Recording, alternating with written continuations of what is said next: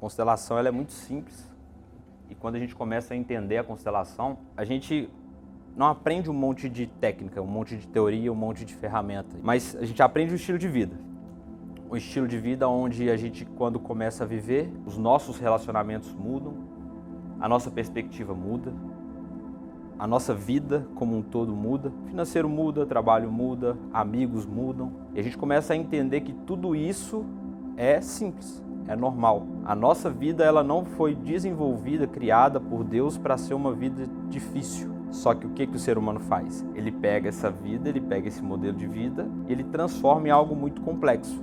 E a constelação ela vem justamente para voltar essa simplicidade das relações. Porque quando Bert Hellinger desenvolveu, ou trouxe a vida a esse conglomerado de leis, de ordens, de pensamentos, porque antes de tudo Bert, a gente pode falar que ele é um filósofo, só que antes de ser filósofo ele foi padre, e junto com o padre depois ele se formou, fez psicologia, ele se juntou com a Virginia Satir, com o Robert Dilts, com os grandes nomes aí da PNL, com os grandes nomes da hipnose, da psicanálise, começou com Freud, Jung, e depois disso tudo ele começou a observar as dinâmicas. E a partir dessa observação ele começou a trazer alguns contextos. Quando Bert abandonou o celibato e foi para a tribo dos Zulus estudar o comportamento humano, naquela tribo ele viu que existia algo diferente. E um episódio muito interessante dessa ida do Bert para a tribo dos Zulus é que sempre que acontecia alguma crise, por exemplo,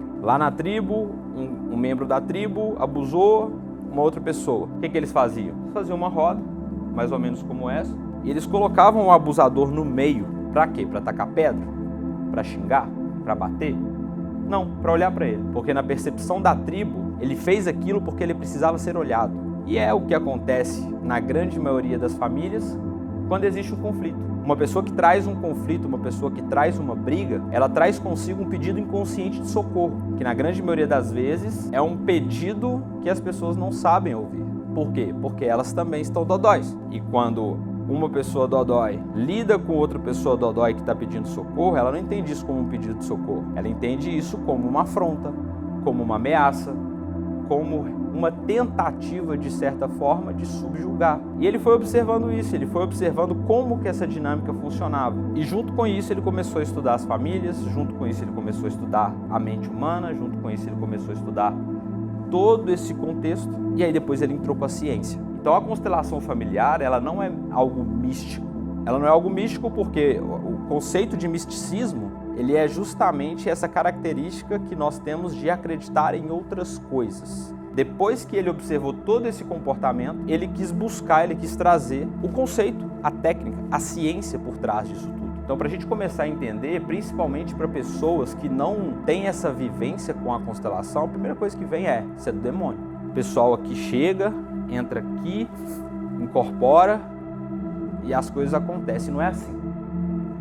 Na constelação familiar, existe uma ciência por trás, na verdade, várias ciências envolvidas, que é a teoria do inconsciente coletivo, de Jung, junto com a teoria do inconsciente individual de Freud, e através disso foi desenvolvida o inconsciente coletivo familiar, porque dentro do inconsciente coletivo tinha essa parte familiar, que é uma parte que tem que ser olhada.